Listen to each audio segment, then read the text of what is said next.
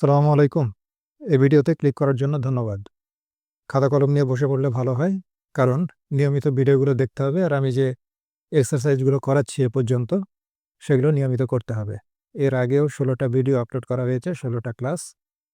এরকম প্রায় ২০০ video upload করা হতে পারে এবং এই ২০০ টা ভিডিও যদি কেউ নিয়মিত প্র্যাকটিস করে তাহলে অবশ্যই সে ইংরেজি শিখতে পারবে। তার ইংরেজির প্রতি একটা সেন্স গড়ে উঠবে। নিজে, নিজে তখন ইংরেজি বুঝতে শিখবে, করতে শিখবে। তো আজকে আমরা যেটা করব সেটা হচ্ছে নিয়মিত ব্যায়াম করা ভালো। এখানে সাবজেক্ট নাই, এখানে আছে হচ্ছে ব্যায়াম করা ভালো। অর্থাৎ ভার্ব আছে, কিন্তু ব্যায়াম কে করবে? ব্যায়াম যে করবে সে হচ্ছে সাবজেক্ট। কিন্তু এখানে ব্যায়াম কে করবে সেটা নাই। বলছে নিয়মিত ব্যায়াম করা ভালো। তো যেগুলো সাধারণত সাবজেক্ট থাকে না, অর্থাৎ কে কাজ করবে এরকম থাকে না, সেগুলো আমরা সাধারণত ইট দিয়ে শুরু করি। এবং সবথেকে মজার ব্যাপার হলো এই বাক্যটা ৩ রকমভাবে ইংরেজি করা যায়। সেটাই আমরা আজকে শিখব। তাহলে ১ম রকম আগে আমরা শিখি, সেটা হচ্ছে ইট দিয়ে, সাবজেক্ট ইট দিয়ে শুরু করব। ব্যায়াম করা ভালো। তাহলে এটা ১ম আমরা লিখব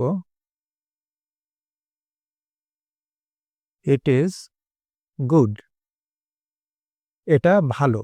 কি ভালো? ব্যায়াম করা। টু এক্সারসাইজ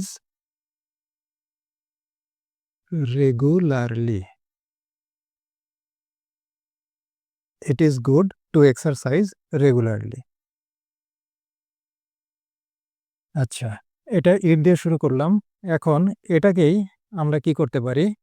এই যে টু এক্সারসাইজ রেগুলারলি, এইটাকে আমরা সামনে আনতে পারি। টু এক্সারসাইজ রেগুলারলি, এইটুকু আমরা এবার সাবজেক্ট করলাম। তারপর বসাতে পারি ইজ গুড। ইংরেজিটা এরকম হতে পারে, to exercise regularly is good. আর এক রকমভাবে এটা করতে পারি, সেটা হচ্ছে এবার এই টুটাকে আমরা উঠাই দিতে পারি, প্রিপোজিশন উঠাই দিতে পারি। দিয়ে আমরা করতে পারি কি, এখানে যে ভার্বের মেন ফর্ম আছে, টু এর পরে সাধারণত ভার্বের মেন ফর্মই হয়। টু প্রিপোজিশনের পরে ভার্বের মেন ফর্ম হয়, আর অন্যান্য প্রিপোজিশনের পরে সাধারণত ভার্বের সাথে আইএনজি যোগ করতে হয়। তো ৩ নম্বরে যে ইংরেজিটা করা যায় সেটা হচ্ছে আমরা এই টুটাকে বাদ দিয়ে দিতে পারি। দিয়ে আমরা করতে পারি কি, এক্সারসাইজ এর সঙ্গে আইএনজি যুক্ত করে, এই এক্সারসাইজের সাথে আমরা আইএনজি যুক্ত করে দিতে পারি। EXCERSING, এক্সারসাইজিং রেগুলারলি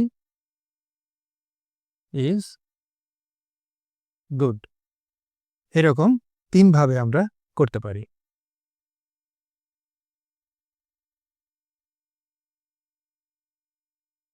তাহলে একই রকমভাবে নিচেরটাও আমরা করতে পারি। বেশি কথা বলা খারাপ। বেশি কথা বলা খারাপ। তাহলে আমরা ১ম এ ইট দিয়ে করব। এখানে ভার্ব হচ্ছে কথা বলা। বেশি কথা বলা কে বলবে? যে বলবে সে হলো subject.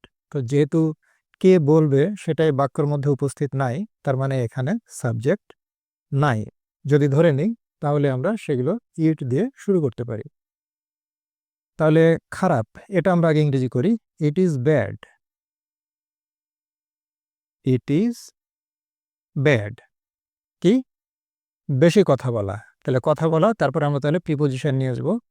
To talk too much. It is bad to talk too much. বেশি কথা বলা খারাপ। এখন আমরা আবার কি করতে পারি, এই প্রিপোজিশনের যে অংশটা এইটুককে সামনে আনতে পারি। টু টক টু মাচ, তারপরে আমরা এই অক্সিলারি ভার্ব নিব, ইজ। এই অক্সিলারি ভার্বটাই এখানে মেইন ভার্ব, ইজ ব্যাড। এই এম ইজ আর এর পরে সাধারণত অ্যাডজেক্টিভ বসে, ব্যাড এটা অ্যাডজেক্টিভ। আর যদি কোনো কারণে ভার্ব বসাতে হতো তাহলে অবশ্যই ভার্বের তৃতীয় রূপ বসাতাম। তাহলে to talk too much is bad. আরেকটা কি কাজ করা যেতে পারে, এই যে 3 নম্বরে এখানে করেছি, সেটা হলো এই টুটাকে বাদ দিয়ে দিতে পারি। বাদ দিয়ে আমরা কি করতে পারি, এটার সঙ্গে আইএনজি যুক্ত করে দিতে পারি। Talking too much is bad. তাহলে এই ধরনের বাক্যগুলো আমরা এরকম 3 রকম উপায়ে ইংরেজি করতে পারি।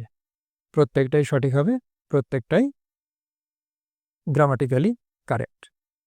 এরপরে আরেকটা আমরা দেখব এরকমই, কিন্তু এবার যদি টু এর পরে আমরা বি ব্যবহার করব।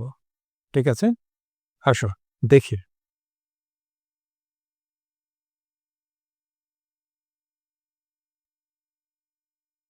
তাহলে আমি যেমন বললাম যে এবার আমরা বি ব্যবহার করব, তো বি যেহেতু ব্যবহার করব, তাহলে এই যে হওয়া শব্দটা তো বাংলাতে থাকবেই।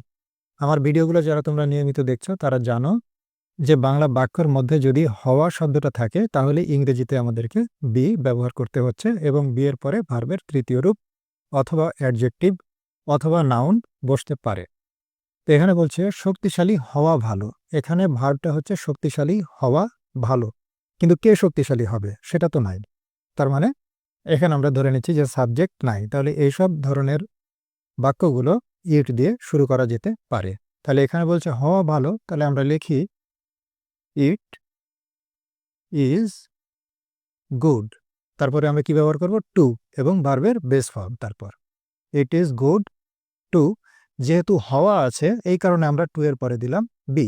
বি মানে হচ্ছে হওয়া। It is good to be, শক্তিশালীর ইংরেজি strong. It is good to be strong. একইভাবে আমরা কি করতে পারি, এই টু বি স্ট্রং, এই টু বি স্ট্রং এটাকে আমরা সামনে আনতে পারি। টু বি স্ট্রং, তারপর এটা auxiliary verb, to be strong is good. এর অর্থ কিন্তু শক্তিশালী হওয়া ভালো। অথবা আমরা কি করতে পারি, এই টুটাকে আমরা বাদ দিতে পারি, দিয়ে যে বি আছে এর সঙ্গে আইএনজি যুক্ত করতে পারি। Being strong is good. এই তিনটাই কিন্তু একই অর্থ প্রকাশ করে, শক্তিশালী হওয়া ভালো। তাহলে ধৈর্যশীল হওয়া উপকারী, এটার ইংরেজি কি হবে? It is beneficial to be patient. তাহলে আমরা সামনে আনতে পারি টু বি পেশেন্ট